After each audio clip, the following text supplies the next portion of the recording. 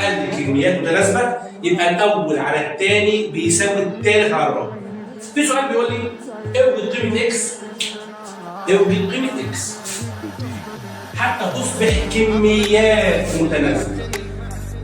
القط الكلام هو اللي هيحلل الكلام. المعادلين 3 اكس يعني حب يغير صيغه السؤال بس هي نفس الفكره. لما يقول لي اوجد الثاني عادي مع نفسنا ومساوي اكس المتناسب للكميات، يعني كميات برضه متناسبه بس على ثاني عدد ده ما اعرفوش هو بيقول لي وجده هسميه اكس فرض العدد اكس.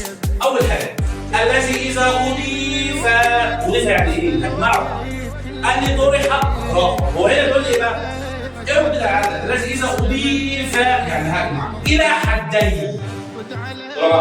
حدين مثنى.